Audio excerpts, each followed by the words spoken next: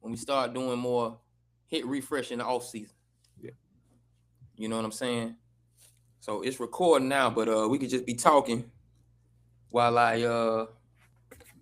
check the scene Yeah. on the gangster lean.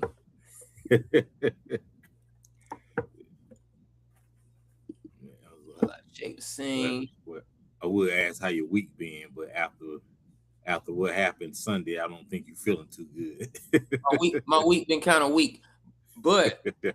the good thing about it, the good thing about my week is you got to stay positive because the Canes keeping my football season alive right now. Hmm. So as long as I got that to focus on, I might be all right. So with that being said, I want to welcome He had to get pretty right quick. makeup, makeup. Hold on. I gotta make an adjustment. Bam. Okay. Makeup. Now, I want to welcome everyone to yet another live edition, Tuesday, December 16th, 10:07. I hope everyone is having a wonderful holiday shopping season because I don't want to say I'm glad I'm here, but at the same time, like I left this post, I believe that I guess I'm just gonna give my demographic and give my whereabouts. The Atlanta traffic has thousands of party promoters that drive in traffic Hmm. just to drive. And I believe what they do is they sit in traffic to make it seem like Atlanta has a lot of traffic, like they do the club, how they Yeah. leave the line real thick, Hmm. because it just doesn't make any sense attempting to drive in this Atlanta traffic around 3:30. It gets Yeah. crazy. Yeah. If you're not on your way home or to work, hey, just sit it out for a couple of hours. Just sit it out for a couple of hours. Just sit it out for a couple of hours because it is crazy it's crazy what we have to deal um with this traffic. But as I was stating, I want to welcome everyone to another edition of the No Jazz Show. I am your host, KD, and I got my partner with me, Tank. Tell the people what's up, Tank, man. Just go ahead and tell the people what's up. We getting this What's up, thing going. everybody? We getting this thing going. Yeah, what's up, everybody? How's y'all week going? Hold on. I be having the cheers too loud for my boy. Now, what were you saying? I said, hey, how's everybody's week going? I hope y'all enjoying yourselves. Hope y'all getting ready. Hopefully, everybody's having a short week starting next week. Get ready for that. But we got Right. some stuff we're gonna go over before we get into that. Yeah, we're gonna go over a whole lot of stuff. But before we begin and go over that stuff, I want to let everyone know that you can find us live on your YouTube channel that you have subscribed to. And shout out, hold on, right quick. Shout out to our new subscribers that we gained this week as this channel attempts to grow um in our second season. Second season. This Yep. is our second season, and you can find us on NOJASSSHOW on YouTube, and it's also live on Twitch at the No Jazz Show NOJA. Matter of fact, let me stop all that. NOJASSSHOW.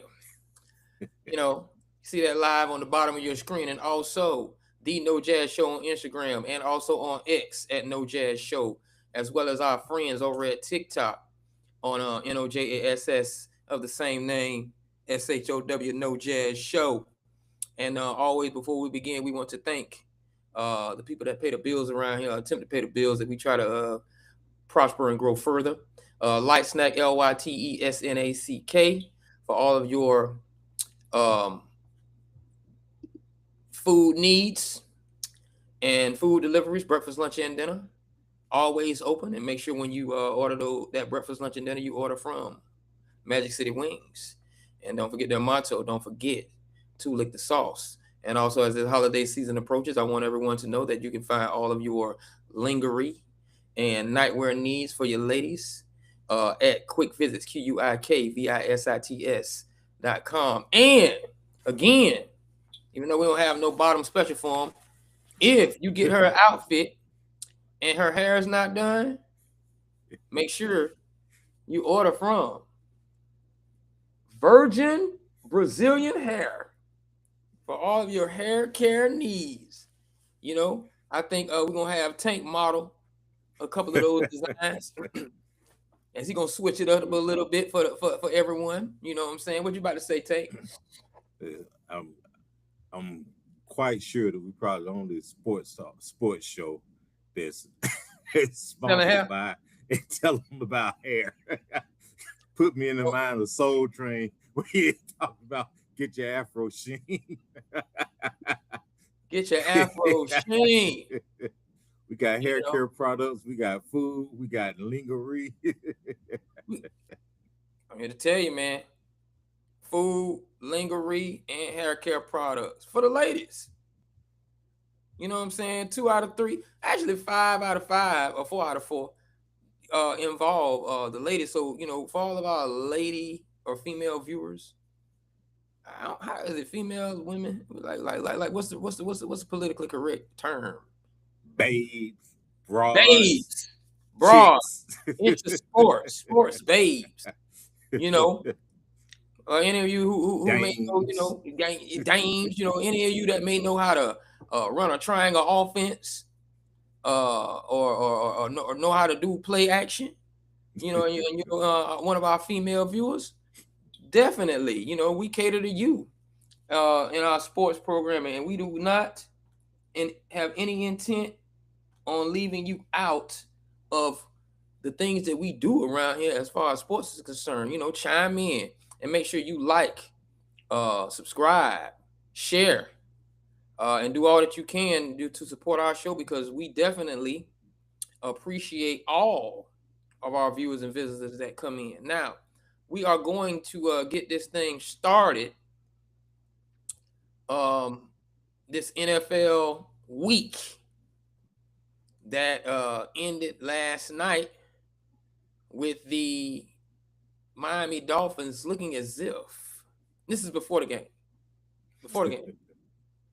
looking as if they were real once again. And they met the Pittsburgh Steelers, for whom I found out something just today, Tank. And you may like to chime in on this, because I don't know if you knew this, but anytime the Pittsburgh Steelers play on Monday night, I think they're undefeated. Yeah, 23 straight home wins on Monday night. Play at home on Monday night and wear the color wave. So it really wasn't looking good for Miami to begin with, as far as that game is concerned. And since we're on the Pittsburgh Steelers, why not engage in some conversation about my right-hand man's favorite team? You know, he seems to be going back inside of his fan base, because a lot of you who haven't viewed the show, you can go back and look at some of our previous episodes. He was seeming like Minnesota Vikings, and we're going to mention those, and Baltimore Ravens fan, because he was draped in a whole lot of purple the past few weeks. Don't think I forgot. That was because I hadn't changed shirts from work. You hadn't changed shirts from work? You didn't do that on purpose? No. I hear you. No. As a matter of fact, I had on a purple shirt today, and I had to make sure I changed before I came on. Well, purple is the color of royalty, and just for all of our listeners out there, I just kind of want to let you know that the Pittsburgh Steelers, that we're back on that, did give the Miami Dolphins a royal ass whooping. Made sushi out of them. made sushi out of those sardines, man. Tell me how you felt about that game, Tank. I thought it was a well executed game plan on the offensive and defensive side. I like the fact that MVS and Thielen were involved, and Smith, Arthur Smith, I gave him a game ball for his game plan. Oh, really? And yes, because he actually came out and ran a pro style offense for a change. It didn't look like some 5 and 6 year olds. We got the running game going. I said before I made a post, I said we need 250 yards passing. We ended up with 202, but we had 2 touchdowns. I said 2 touchdowns through the air, and I also said we need at least 125 yards rushing on the ground, be it one back or by committee, and 2 touchdowns. And we got 2 touchdowns on the ground, 2 through the air, 135 yards rushing, 202 passing, and Aaron Rodgers with his second highest completion percentage in a game in his career. We needed, and I thought this was the case, but you can't really prove it until until there's a change made. I thought that maybe Smith was running that crap that he was calling offense because we only had one wide receiver, and that was DK. The rest of those guys are Jags, well. Just a guy. Who did pretty well. Yeah. DK showed up. He showed up on MVS. He caught one pass for a touchdown, and Adam Thielen also caught a pass. The fact that those guys can run routes, know how to get open, and will catch the ball gives us another threat outside of DK, so you can't say, hey, cover DK and don't worry about the other guys because they ain't going to catch you no way. Kendall Gainwell, he looked good last night overall. I was impressed with what he was doing. I like what he did. The defense, I love what the defense did. The game was not as close as the score ended up being in the fourth quarter because 28-15. Fourth quarter was what we always call garbage yards and empty calories because they had negative 20 yards of offense in this third quarter. Fourth quarter, they were in catch-up mode, but they weren't really even in catch-up mode because you saw they didn't speed, they didn't go to hurry up or anything when they needed to. They waited till the final 2 minutes to decide, hey, why don't we start calling some timeouts? Why don't we try to move the ball? They were eating up clock like they had the lead. Talking about the Dolphins. The defense made plays. We had interception. We had 7 tackles for loss. We had 4 or 5 sacks. And a little interesting tidbit, and I would say I'm 99.9% sure because I didn't have a chance to check it. But if I'm wrong, they would have said something last night. I believe last night was the first time in NFL history that you had 2 brothers. One scores a touchdown on offense, and the other brother has a sack. Connor Hayward scored a touchdown, and then mind going blank. Cam Hayward also he had a sack. And the father was in the league too, right? Yeah, Ironhead. Yeah, Ironhead. Yeah, Craig. Yeah. Yeah. So I called those 2. I called them Bloodline, and I also called Joey Porter Jr., who I'm pleased to say didn't have 5, 6, 7, 8 pass interference calls against them like he normally Another does. Bloodline. Yeah. So y'all like to do that in Pittsburgh, huh? Yeah. Hey, remember we did it with Watt. We had TJ and we had Derek Watt, his younger brother. Derek. So yeah, hey, we all about family in the Burgh. All about family in the Burgh. Yeah, but I think the coaching, I gave them an A. I gave an A for the coaching on the defensive side, an A for the coaching on the offensive side. I gave the overall performance for both sides an A, and the defense looked like the highest paid defense in the league because we hadn't seen that in its entirety this entire season. They played well last week and won, but this time it was a balanced and complementary game. The offense did its job. Three straight scoring drives in the third quarter to put them away, and we didn't let them back in the game. And Jalen Ramsey is looking good back there at safety. He even got in and got him a sack. So I think it's an excellent move moving him to safety and letting these other guys come up. And Asante Samuel Jr. came up with a big interception as well. Another bloodline player because of his father.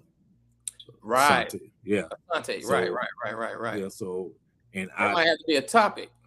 Yeah.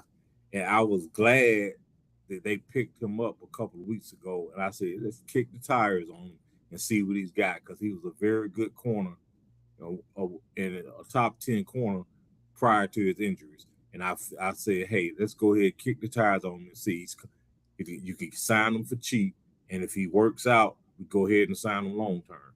So I think our secondary is set now. And overall, I was pleased with the effort, the overall effort. Everybody chipped in. Everybody did their job. Aaron Rodgers, once again, looked like he turned the clock back about 5 years, and he was slinging it. He was going deep when it was there. He also he can reel the ball quickly, but he did go deep. You have to go deep from time to time just to get guys to back up out of the box. So yeah, so overall, I'm very pleased with what I saw, and I think that we're going to be the ones that make sure the Ravens don't make it to the playoffs, because there's no reason for them to have a letdown over the next 3 weeks. Absolutely. Good to go. So now, instead of going over all the scores, let's just get with the nitty gritty, because it's December, baby. It's time to get to it. So I'm going to begin by, I guess we can discuss how the games were, but if you have some input on that. But right now, the current NFL playoff picture is what we're about to discuss, and I'm going with the AFC first. And the current number 1 seed, who will have home field advantage throughout the playoffs right now, is the Denver Broncos. Who'd have thunk it? I would have. I'm trying to go back. I'm trying to go back to my preseason pick, because I feel like I said something in regards to Denver not allowing the Colorado Buffaloes to upstage them, and they were going to do better this year. Now, number 1 seed, that defense playing the way it has been. Bo Nix looking like he can actually represent in this wide open AFC field as far as the old regime of quarterbacks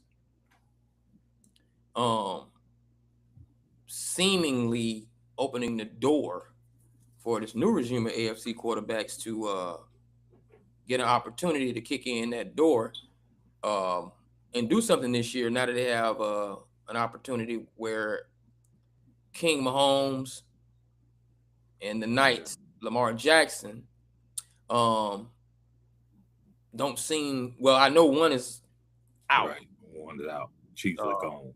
Chiefs are gone. We're going to discuss that. Lamar is looking kind of bleak. The old man in the gate with the Steelers, Aaron Rodgers, still has him in, because moving down, the Patriots is another kind of who would have thunk it, holding on to that 2nd seed with a record of 11-3. Yeah, I didn't see them being having a record this good. I didn't know before the season. We both knew that Vrabel was a good coach and that he would get things going, but to get it cooking this soon and made to get cooking like that. He's a University of North Carolina quarterback. That alone kept me from believing that he was going to be anything, because they haven't had one. Trubisky doesn't count because he didn't do a damn thing. So I mean, that's just not somewhere you go to get quarterbacks. But he's proving himself to be one, that next wave, as you said.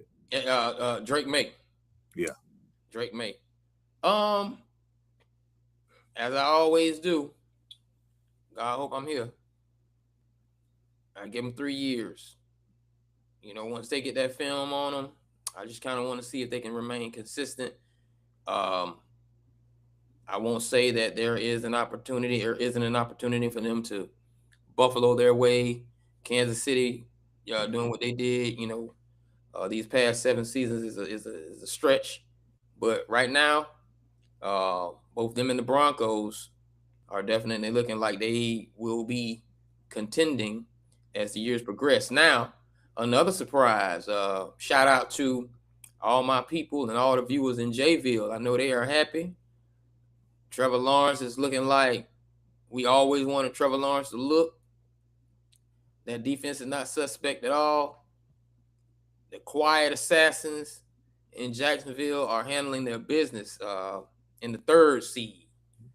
Yeah. Oh, yeah. A question about Jacksonville, and because he wasn't making a huge impact anyway, and that's not any shade on him, but that's just what it was.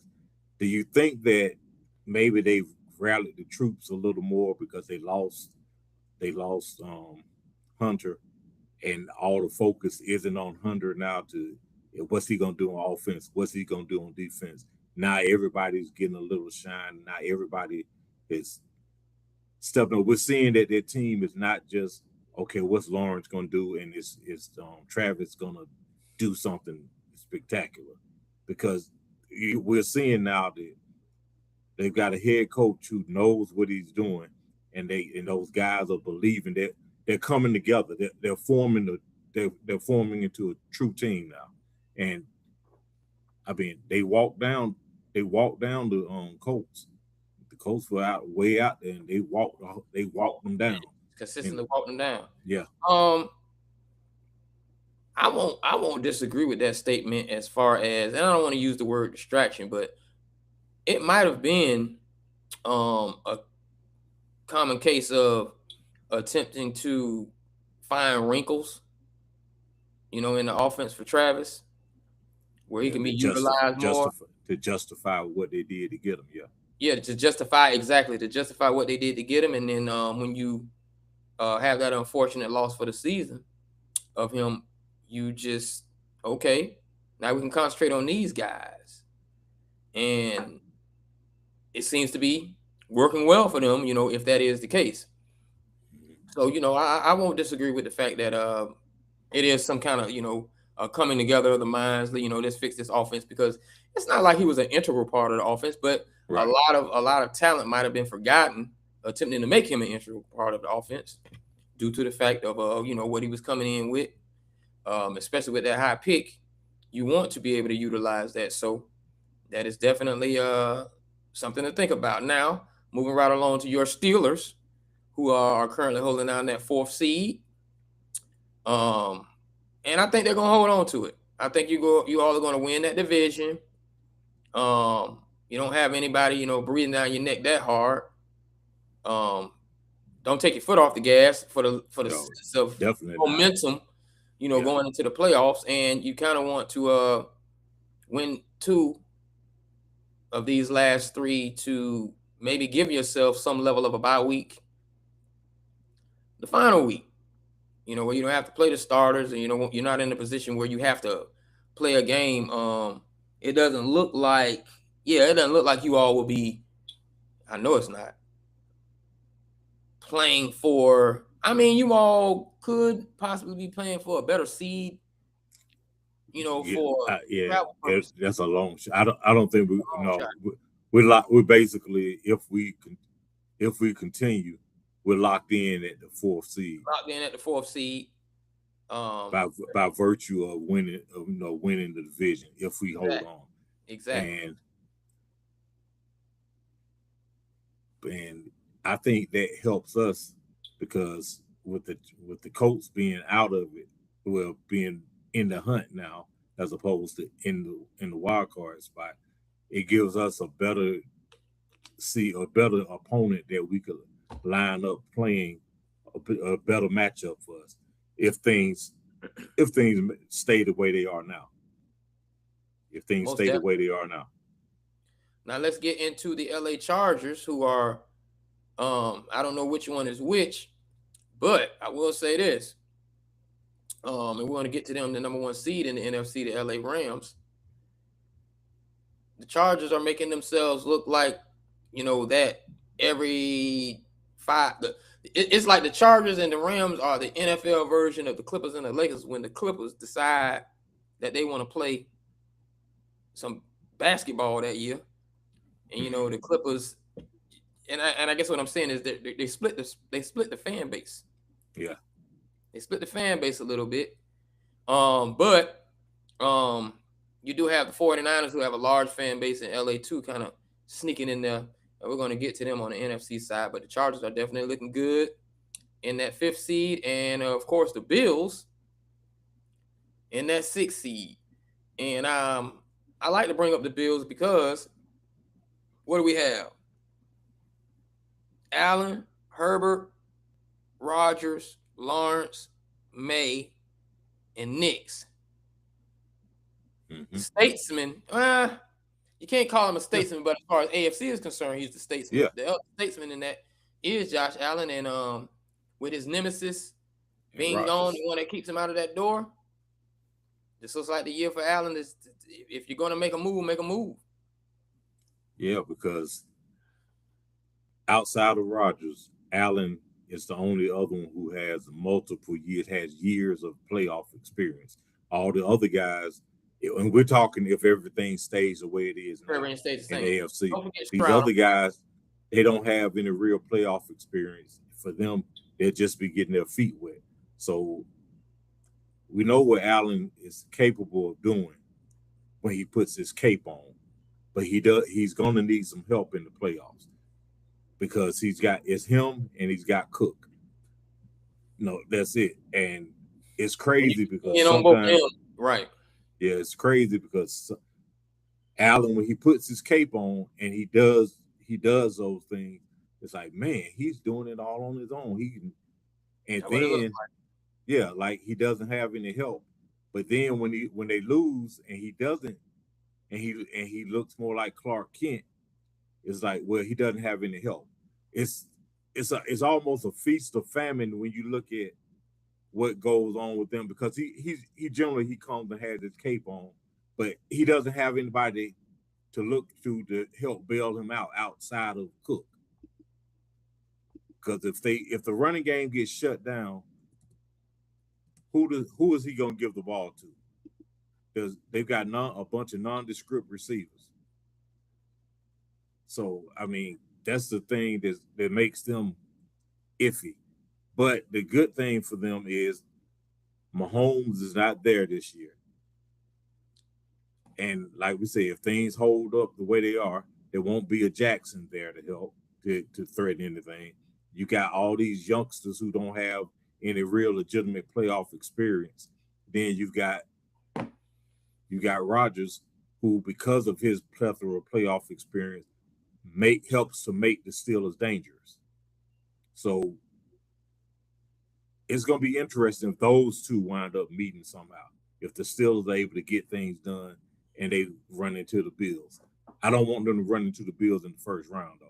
I don't. I prefer them play someone else who doesn't have that kind of experience. Now, maybe Jacksonville. I'm going to tell you something. It's funny you're talking about run into. I don't think anyone on this list wants to run into those Texans who have the 7th seed. Yeah. That's a that defense, yeah. That's a strong 7th seed. And at the beginning of the year, it looked like they might not even be in this position, but they have rallied those troops. That defense, man, I'm here to tell you. Shout out to Derek Stingley Jr. and Patrick Surtain. Those second generation boys, anchoring their defense is that's something special. They're both young and hungry. Both young and hungry. Both and young the Texans, The Texans, like we said last week, they are showing, and they are one of those teams with that kind of defense. They have the opportunity to beat anybody because if you can't score, you can't win. Right. And they are very hard to score on. So, I mean, they might wind up looking like a similar version of a newer version of the Baltimore Ravens. Because their defense is overpowering, their offense just has to be average. Give me 17. Yeah, give me 17, and we can make something happen. And we can make something happen. Right. And to round everything off with the AFC playoff picture, we do have the Colts on the bubble at 8. And again, the Baltimore Ravens at 9. Now, we're going to move along to the NFC playoff picture. And as I stated before, I think I'm saying this because it's favorable, because I really don't know what's going on in the fan base out there.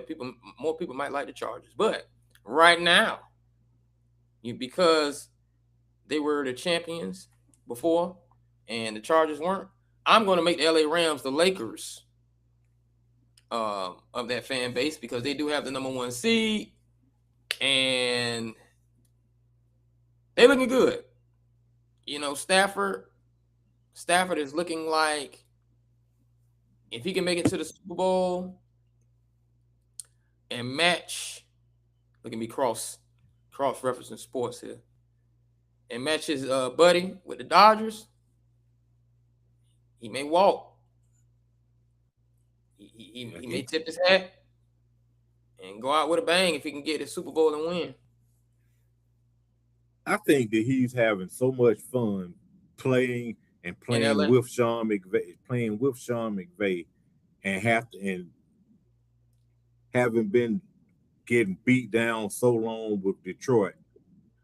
I think he's enjoying it too much, because you look at Stafford, you don't see a drop in his play at all.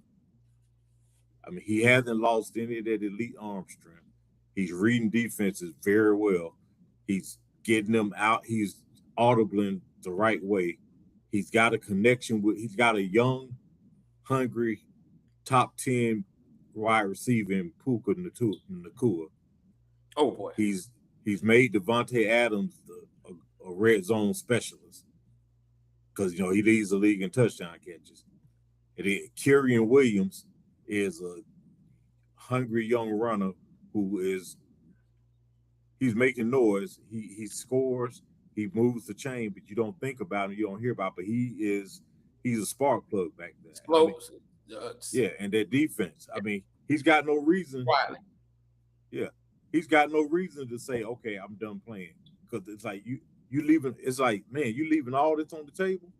I think for him to leave, McVay will have to leave, or he would have to really feel like, hey, I don't believe this team is going to be good. This team's built to win some games next year, also in the next couple of years. I can totally agree with that.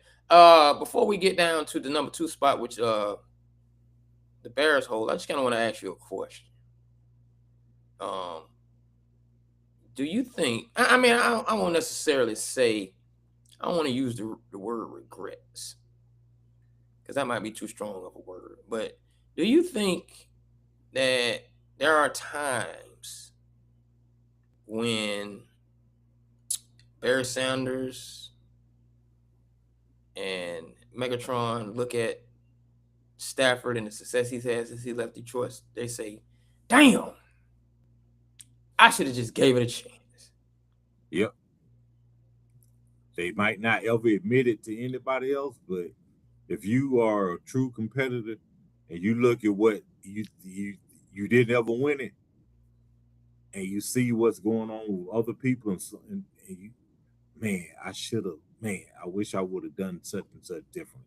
Because just like people ask Jim Kelly about the Super Bowl, Jim Kelly, I know he wakes up in a cold sweat sometimes. Damn, 4 times in a row. I know Thurman says, I would have been the MVP had we won that Super Bowl. I know Bruce Smith said, I got Oh man, 200. I got 200 sacks and no rings. Yeah, they think about it. They might not tell you, but I'm sure when they get, I'm sure when Barry gets around this inner circle, or when Megatron gets around this inner circle, they tell you they got some regret. definitely. It's human nature. Human nature. The one thing that in ring culture we try not to bring up, because we do. I don't want to take away from a team sport, but there is individual accomplishments that both of them have. Oh wait, 1, 2, 3, 4 of them that you name have 5 that tend to get washed under the radar due to the fact that they don't have that hardware, that championship hardware. But now we move on to the second seed in the NFC with the Chicago Bears. Probably more of a surprise than Denver due to the coaching. And they played some hard-nosed football. They didn't have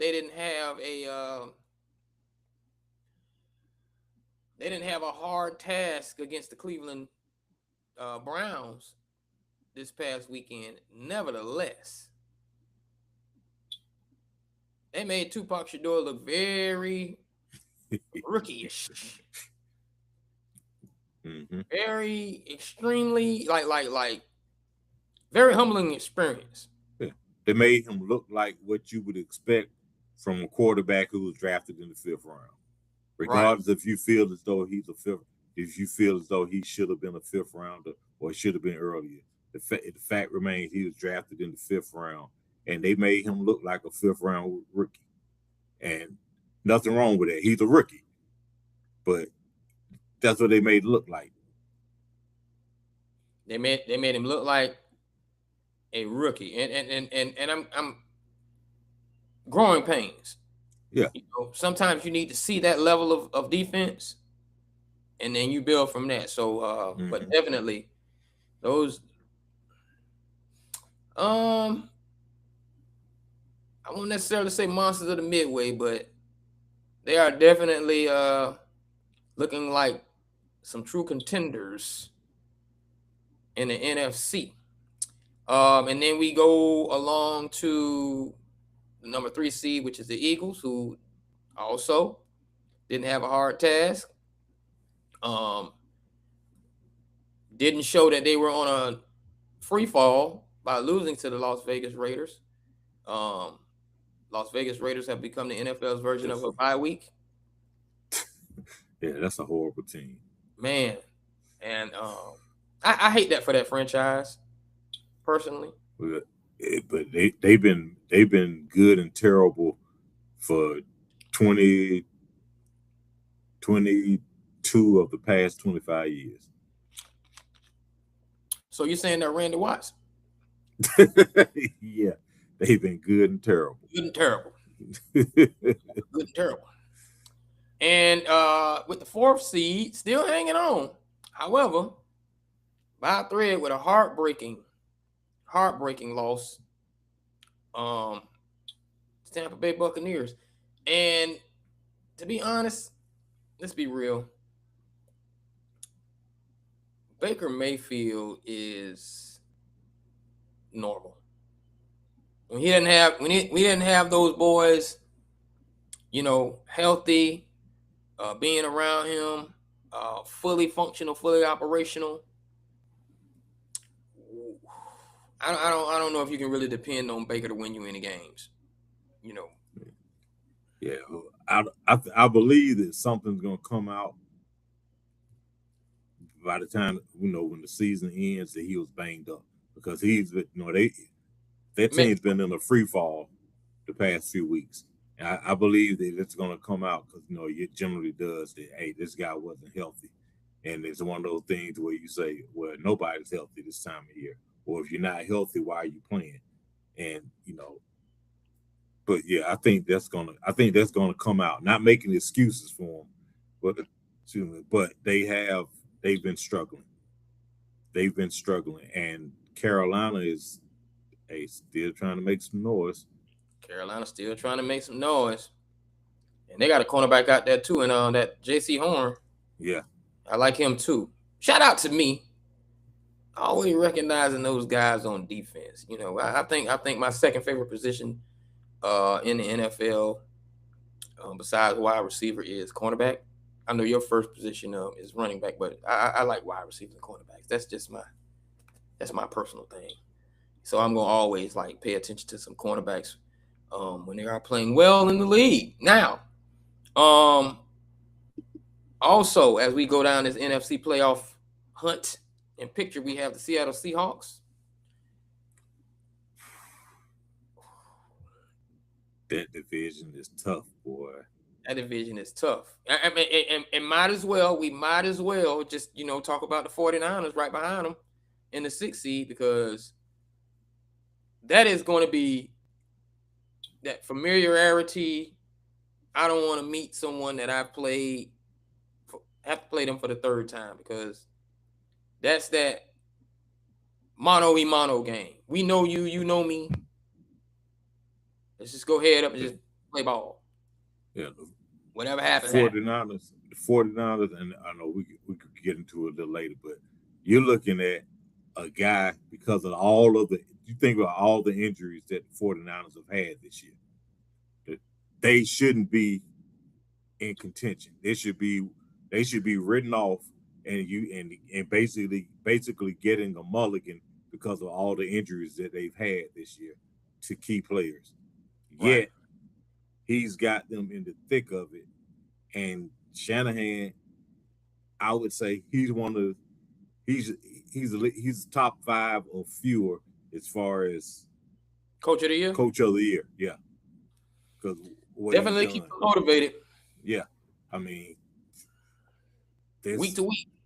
Yeah, I mean, they are putting in work. They definitely. You can tell Wednesday through Saturday, it turn on. Mm-hmm. It definitely turns on. And then rounding out that 7th spot, trending up, always in the hunt every year. Seems like the Green Bay Packers. They just always make some noise. Jordan Love is probably, when you look at it, let me see.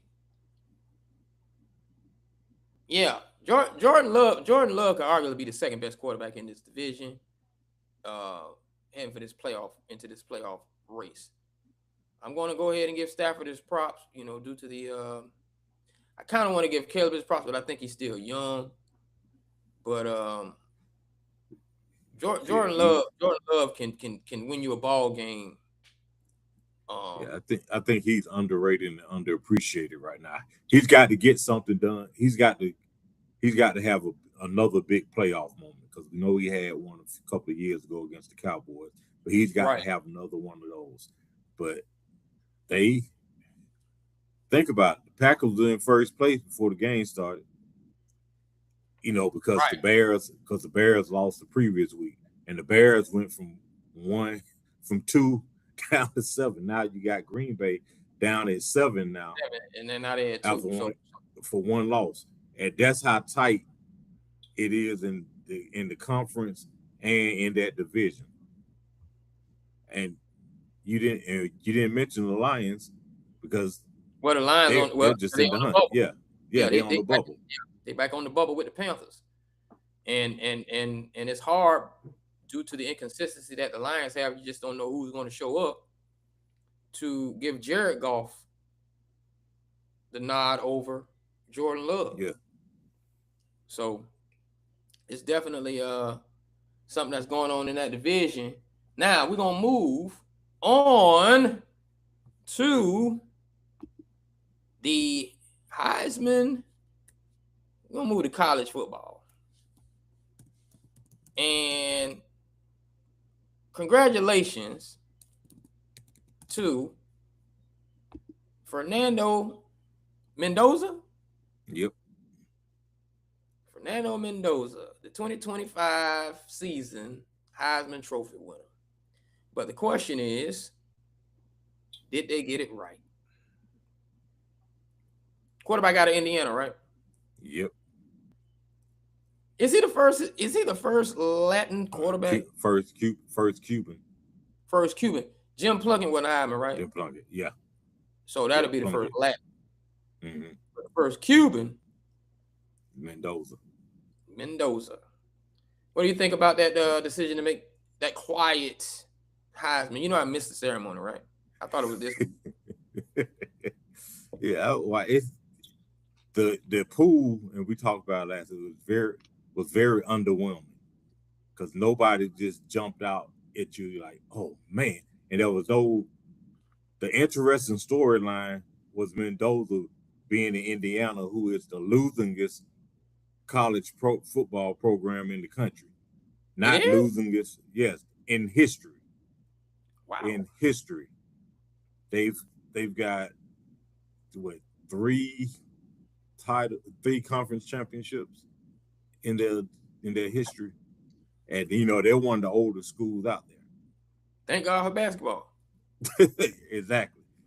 But I would have to say I think they got it right. And I think the type of guy that Mendoza is kind of helps solidify that, or kind of makes it like, that was okay. This is a good, genuine guy.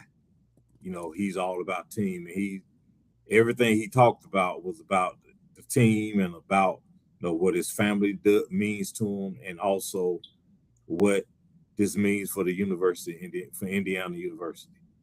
So I mean, he told the company line, and if you wanted to talk to somebody or tell somebody, hey, I need you to go out there and represent and put on a good image for the Heisman Trophy as far as winning and how you present yourself, it will be Mendoza for how he did that. And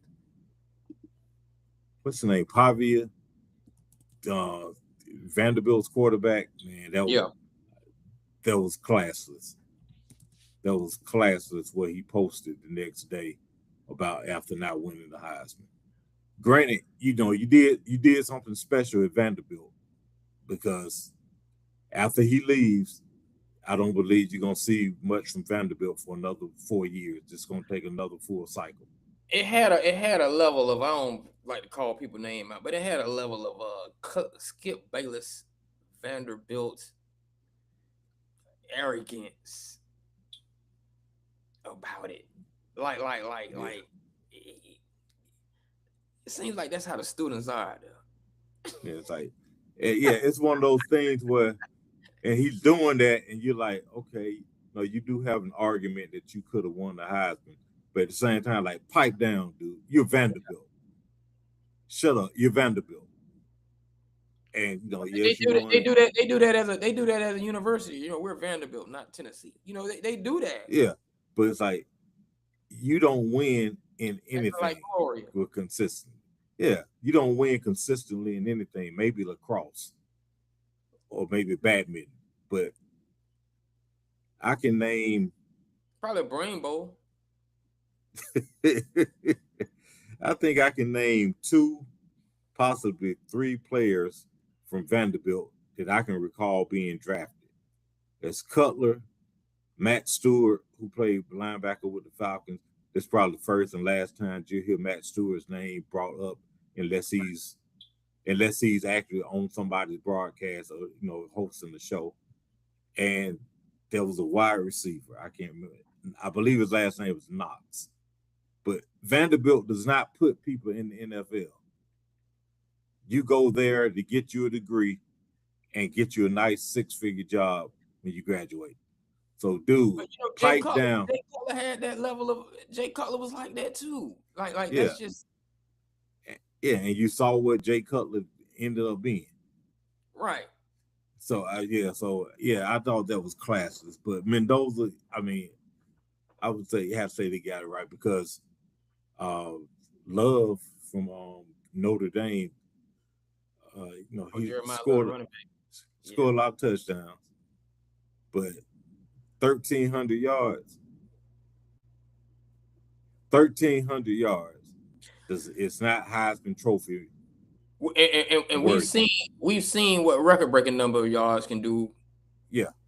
You know, you when you're a running back like Ashton Jeanty, shout out to Travis being Travis, but we need those level of numbers. Yeah. You know, and probably a CFP berth. Yeah. Could have 1,300 yards comes out to 100 yards a game. And somebody and before anybody said, man, 100 yards a game is good. When you're talking about Heisman Trophy winners and guys leading the league and leading the country, you're talking about guys that are averaging 140 yards a pop. 140 yards. Mostly you're talking about 1,800 yards, 2,000 yards. You're talking like up there. And he just didn't do it. I don't know what he's going to be in the NFL, but you know, he wasn't deserving of the Heisman. So absolutely. And Ohio State's quarterback, I think there's probably some fatigue from how just Ohio State. Yeah, Ohio fatigue, and I don't necessarily think with a quarterback winning, you could see, especially if they find themselves in a rematch, could see a chip on the shoulder. Yeah, you know, as we move throughout this CFP playoffs. Now, before we get into that topic, I just want to remind everyone that you are watching the No Jazz Show. Please make sure you follow and subscribe on YouTube at No Jazz Show. Make sure you join us on Facebook, for whom I didn't mention in the beginning, at No Jazz Show. Join our Facebook group and definitely watch us on there. You also can watch us on my page at DUPONT NIVEKZ and the Locker Room, as well as you can see us on Twitter. I mean, you can see us on Twitch. Still haven't found out what a Twitch is. You know, it might be a twitch in my eye because I'm kind of hungry and hadn't eaten. So, you know, we definitely gonna be moving throughout this one, and hopefully my stomach won't be heard growling over this microphone. As well as I mentioned Instagram, YouTube. You know, you can find us on Twitter. You can find us on TikTok at No Jazz Show. Now, moving into our next topic. These are the current. Oh, hold on. I want to make sure I'm getting this right. Okay. It is CFP weekend starting December 20th. For those of you who don't know. Oh, the 19th, because they got two games. Oh, they got two games on Friday. Yeah. Excuse me.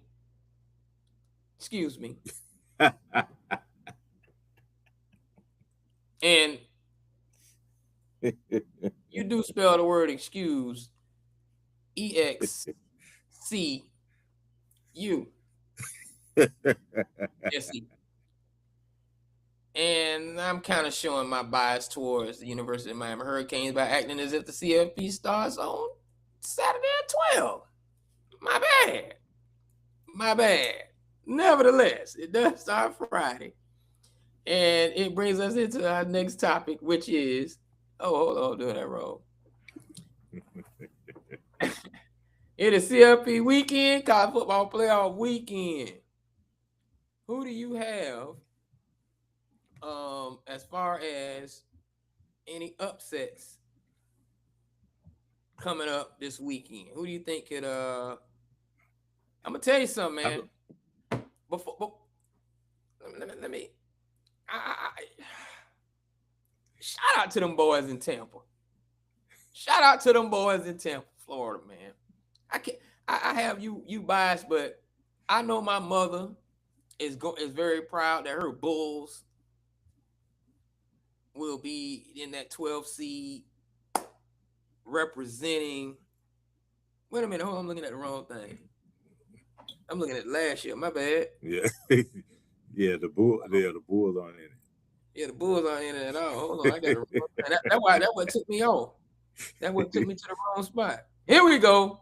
Bulls ain't in it, Mom. I'm sorry. You know, but you got Tulane. But you got Tulane versus Ole Miss. Same conference, wrong team. That should be a shellacking. You think it's gonna be a shellacking? Everybody that had a week and a half. You think it's gonna be a shellacking? No disrespect, but it's Tulane. Now, the only thing that could be I got James Madison and Oregon being a shellacking.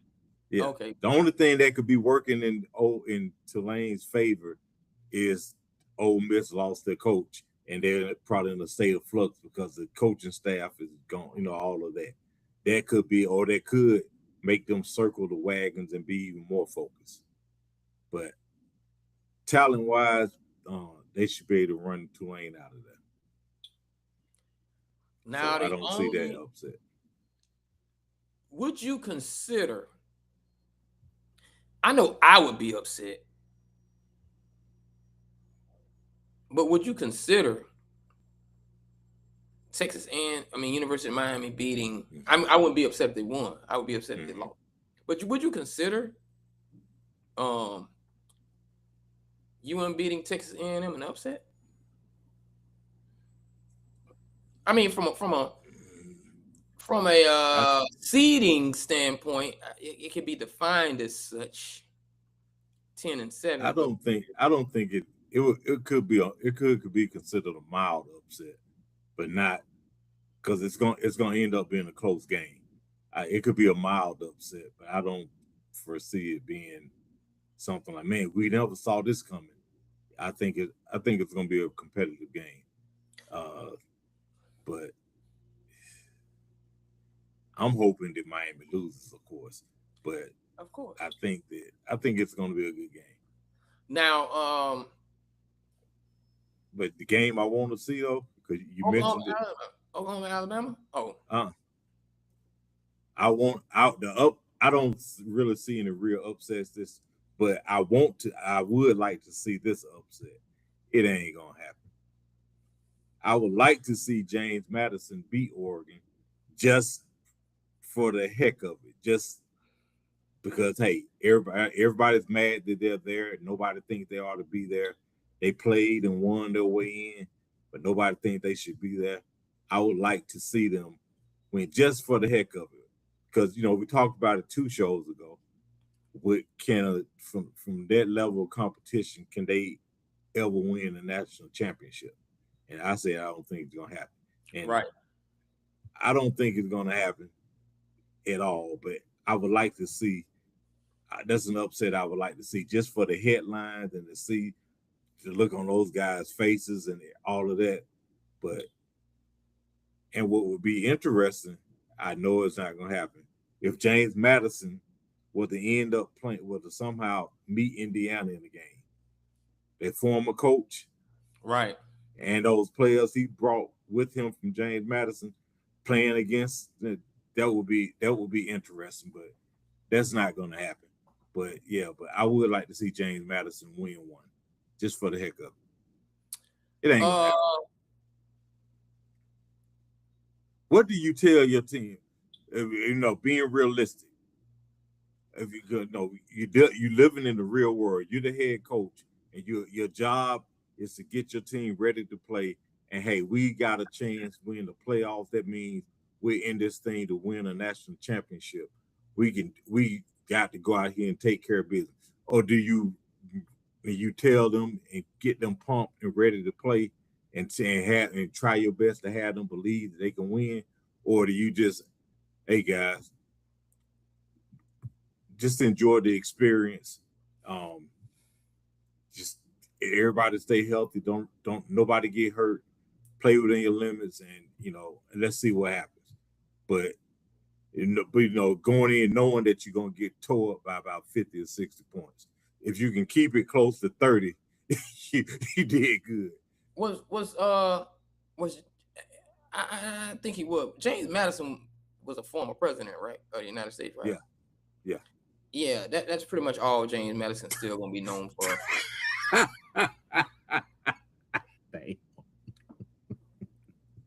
Come Monday morning.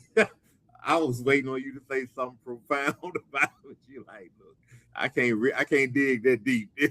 They just, like they gonna lose. Yeah, shout out to the James Madison fans, who may be watching. My bad. I'm just saying, and I know I just probably created a whole lot of enemies for the game December 20th. Now, since we really don't have any upsets to really by the way, Go if ahead. they could get them to come out of retirement and get some snaps, Charles Haley did play at James Madison, so maybe that will help. Maybe he'll give him the pregame speech. And Charles, Charles gonna punch somebody, man. Like that, that's how because Charles one of those people how the old folks say he don't feel too good. So he might be able to motivate them guys. I will say this. If James Madison does figure out how to pull out an upset, I need whatever, and he gave the speech. I need whatever speech he gave them to transfer over to Frisco for the Sunday team he played for. We don't college football, but I just want to ask you this. Who would be considered the Cinderella of this tournament? I'm going to say it's Miami. Okay, a legitimate Cinderella. Okay. Because I was going to say Tulane or James Madison. But you're talking about Cinderella who does have some legitimacy, like they could win something. Right. Like by virtue of how they got in. Alabama. Controversial. Alabama. But they got the brand and they meeting Oklahoma first. But they ain't supposed to be they done lost 3 games. Yeah. They ain't supposed to be that. That Alabama is not a dominant team like what we've seen in the past. They're a good team, but they aren't of the same ilk as what they trotted out there to win national championships the past 15, 20 years. So both of them, both Alabama and James Madison, Tulane, but Texas A&M, I'm not gonna lead them out. Whatever run they make, it's really gonna come down to some solid coaching, because they can match up. They can Tulane, James Madison. I'm not so sure. Yeah. But they can match up with people. But you really have to, as a coach, understand what your talent is and find the matches that are advantageous for you to win those games. Texas A&M is not a cakewalk, right? By no means. And then who either one of those teams that they move on to the next round, it is not going to be a cakewalk. So you're really going to have to coach. All teams are going to have to coach those boys up. Don't get me right, but you really are going to have to put some focus on those boys, to play and moving forward. Has the CFP gone to 16 teams? No, it's still 12. Still 12. I saw someone talking about saying they should go to 16 or 20. I'm like, no, because it's always going to be a complaint on the odd number. Exactly. The odd number that didn't make 16, man. But Food Giant Tech, man, they should have got in there, man. But they number 17. No, you can't just start that. Like, they need to just go ahead and do like what we said last week about as far as the bowl games and a NIT version. Right, NIT version of college. Yeah. Right, to get the bowl games back into it. Yeah. Most definitely. Now, we're going to go back to the NFL, right? Yeah. And I don't know where I want to begin, but I'm going to tell you, man. I'm going to start right here, because that game Sunday against the Bears, where Shedeur looked human, like a rookie. Does this open the door back up for Deshaun Watson coming in next year? to redeem himself? And what do you think their plans are for the future where the Browns are concerned? The realist in me wants to say they really don't have a real plan because it's the Browns, but it's gonna be $50-some million of dead cap space if they get rid of Deshaun, so he'll be back. And do you want to play him just to get something out of him? Excuse me. Or do you want to just see if you can work something out to get him out of there? If you think he's still the best option for you to have a quarterback next season, play Deshaun. Otherwise, but you just spent 2 draft picks on Shedeur and on Dylan Gabriel. Are you going to dive back into the draft pool to try to get a quarterback? No. No. Okay. So you got to decide in training camp which one of them you're going with, and whoever you're going with, it needs to be balls to the wall, and before training camp, before the draft. Hey, we're going with Dylan. Oh, we're going with Shedeur, and we're going to do everything that we can to get them what they need in order to help them be successful. That's what they're going to have to go forward and try to do once they make that decision. Because Deshaun's not going to want to stay there anyway. I think Deshaun needs to go elsewhere and get probably NFL league minimum 1-year deal or 2 years for $30 million and work his way back, because he's still only 30, 31 years old. So, but it's freaking Cleveland, man. They show year in and year out that they're clueless. I look at it like this. This might be a preseason topic that may come back around again after we know what they're going to do. Mm-hmm. But listen at me as I pose this question. That defensive tackle that they got, is he a defensive tackle or defensive end? I think he's a defensive tackle. Rookie. Mm-hmm. Pretty good. Yeah. You got Myles Garrett. You got Denzel Ward. Still, Jared Judy's still young. And dumb. Fannin. Mm-hmm. I guess Shedeur having a full off season, I don't want to rule him out. Gabriel having a full off season, I don't want to rule him out. But who gives you the best chance to not waste? Like the record is going to be broken this year by Myles Garrett. Yeah. The record is not going to have the same magnitude. And we're talking about a record that have withstood for a while. Michael Strahan, when he broke it, that's been some years ago. It's not like Dickerson's record, not like Rush for 2000, I should say. But Saquon did have movement, playoff Super Bowl. So that takes some of the glamour, not taking anything away from what he's done, but that does take some of the glamour off of it. So you go into next year and you have this this monster, and he's probably going to be good for another 2 years. Who gives you the best chance to not waste this talent? Because I do believe that they go defense in the draft and work on their offense. I think they go O-line. O-line. Not against that. I think Ward still think Ward needs some help.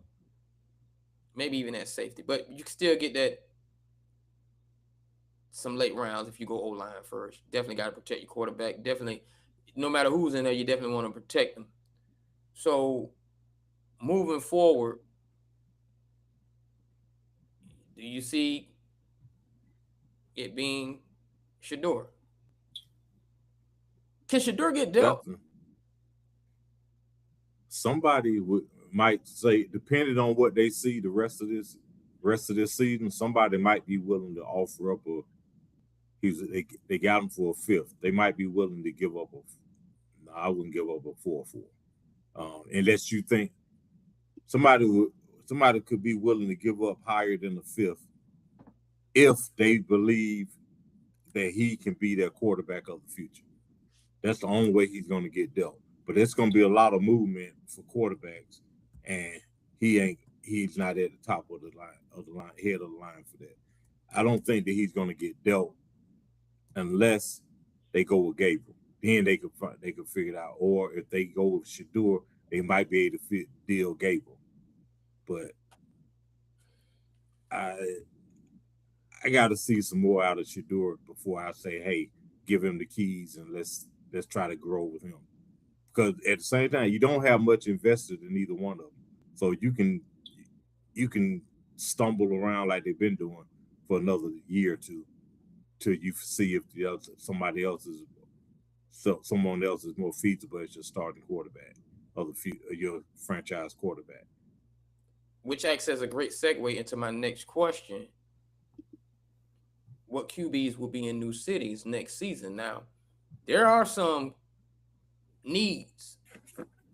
I don't think the Las Vegas Raiders. I don't think anybody wants to go there. But there are definitely there's a need.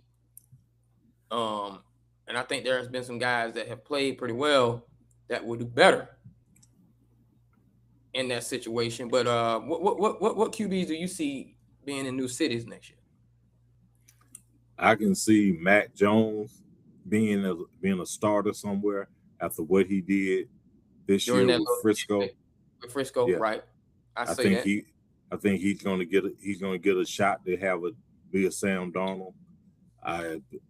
And somebody, of course, the argument is going to be, well, is it him or is it the system he was in? And hey, you just gotta trust and believe that whatever he's learned he's gonna take it with him, because that's what Sam Darnold did. Sam Darnold took what he learned from Frisco to Minnesota. Now he's taking it to Seattle. I also think that there's a possibility that Tua will be somewhere else. Oh yeah, he was my pick. Yeah, I think Tua will be somewhere else. I also believe there was another that I think would be somewhere else. He's a starter. Oh, Kyler Murray. I believe he would be somewhere else. They can figure out a way to work out their salary to just go ahead. Are we going to trade him, or are we just going to flat out release him and just take their dead cap money? Because quarterbacks players in general who were picked in the first round always get another opportunity, just because a coach always feels that I'm the one who can bring that first round ability out of him. And we get them for a good deal, and I look like a genius, and I get what I need, and we win. Because I think one of them is going to end up in Pittsburgh next year. I was about to see if you have your... Yeah. It might be Tua, might be Mac Jones, it might be Murray. I would say Jones. That it's Jones. Oh yeah, Daniel Pittsburgh. Jones. I think. Oh, Pittsburgh. Yeah, I think Murray is probably the best. Will probably end up there, only because Tomlin has said it a few times, and that's why I was like, well, why would you get Rodgers? But I remember a couple of years ago he said it, and he said it previous, since then, that mobility is valued, because we hadn't had a quarterback who could move since Ben was in his prime. Everybody else has been a statue better. Russell Wilson couldn't really move anymore. He could move and look like he was going somewhere, but Russell wanted to get away from nobody. Justin Fields didn't wow anybody. Aaron Rodgers is looking a little spry the past couple of weeks, but he's not going to be back. And he's not what you call a running threat. So yeah, I think that if they get Kyler is a legitimate threat to run the ball, but the only knock on him physically is he's 5'2". So there's that. No. But yeah, I wouldn't be surprised if Kyler ended up there or Mac Jones. Mac Jones is going to get a nice check from somebody. I think I can see Mac James. I can see Mac Jones ending up there also. And but there's all and QBs in the draft. It's kind of weak. They're gonna make it seem like it's something, but it might be a free agency year for QBs. Moving on to new cities. What teams do you think need a new quarterback? I know one. Pittsburgh. I know you're gonna say Dallas. Who you gonna replace him with, man? Please. Yeah, people always say, "Who you gonna replace him with?" Hey, if we're willing to get rid of them, that means there's somebody out there who we feel is we're capable of replacing. The Jets need a new quarterback. The Jets need a lot. Oh God, they need a lot. I think Arizona needs a new quarterback because I think it's time for a change of scenery for Kyler. Well, I would tell you who I want to see just because we haven't seen him do anything, and he is this close to being a complete bust and not even being as good of a bust as Achilles Smith is Trey Lance. He's in San Diego. I mean, with the Chargers now. We haven't seen that. We're seeing him just kind of fizzle on out. He came in with Jordan Love, didn't he? He came in with Love. He came in with Trubisky. Yeah. And I think that Trey Lance, apparently he is a real nice guy, doesn't cause any ripples, comes in and does what they ask him to do, and so he's got a mentality that you can use him. You can say, okay, we keep him around and try to develop him because he's not making any ripples. And that can be said two ways, not making any ripples as far as causing any problems with the team, and also not making any ripples, meaning he ain't doing nothing to get on the field.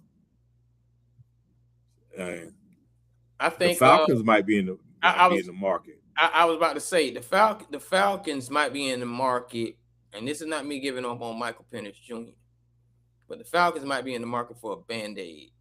And what I mean by that is they got too much talent in a window that they don't want to waste. And taking a chance at Penix getting hurt again and watching the way Cousins kind of moves the offense, they might be looking for somebody younger, Cousins, with a little bit more mobility, because Penix is not leaving that pocket. Like he gonna stand tall and stay there. So I think they might be looking for a Band-Aid. I think the Bucs might be looking for a Band-Aid. I don't think I think they're seeing, with this new crop of wide receivers that they're going to bring up. I don't think Egbuka is a Njigba. Man, that was a whole lot of Lion King I just did right there. Yeah. But I think yeah, he's a solid 2, but he needs a 1 to be a solid 2. I don't know about that 1 thing. He started out good because Evans was on the field, but now I think he can grow into it. And okay, because let's say Evans retires this year, you got Egbuka, and they got a young receiving core. Yeah. Would they or someone else make a trade for? I don't think you have a trade. I think they're just gonna let him go. No, for Brandon Ayuk, who just stole money, and would anyone go after him? I mean, Go after him. I think he's a head case. Right. But would someone go after him and think that they can make him into a 1? He thinks he's a 1. I don't. But do you think he can? You think he can be a 2 playing as a 1?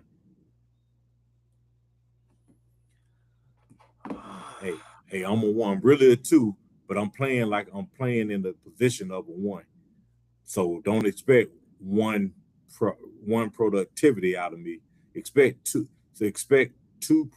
productivity out of me, even though I'm in the 1 position.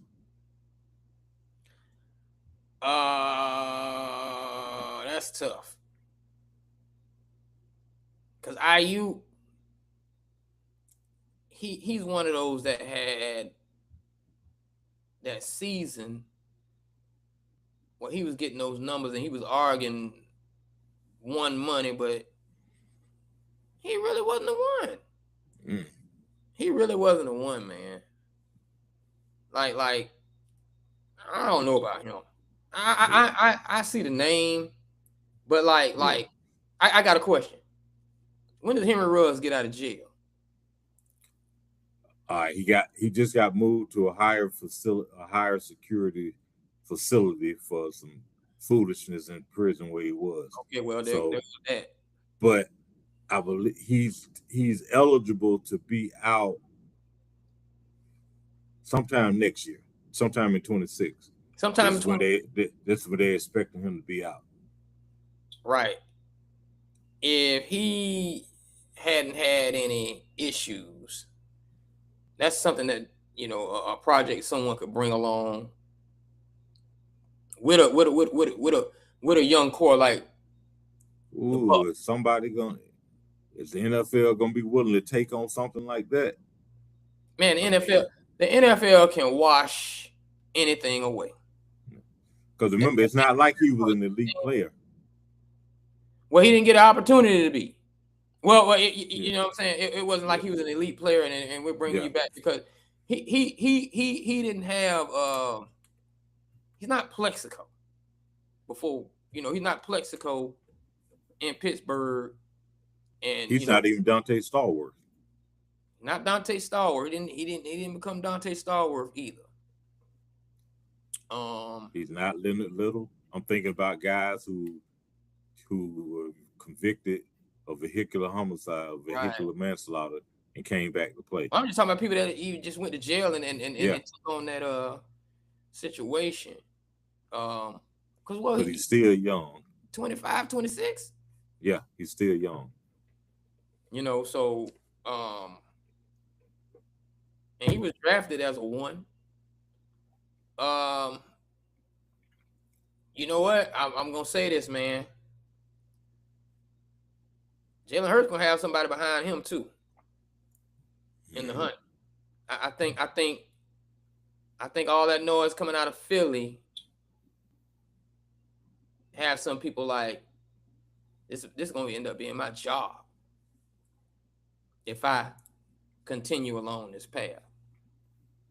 I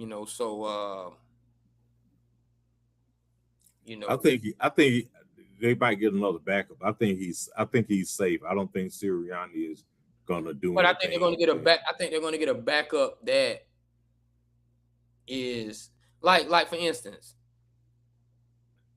Tua is enough of nothing to start him on his road to being, hey, if you want to just be on a team and try for a starting position, but you're not going to get anywhere. Like.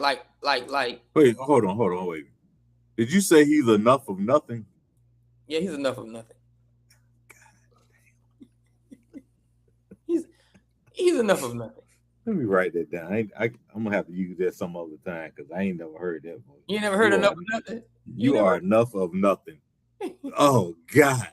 But you know what I'm saying? Like he can't run his mouth and say, okay. I don't want to put my boy out there. But, oh God, you are enough of nothing. Remember when Jameis left the Bucs? Yeah.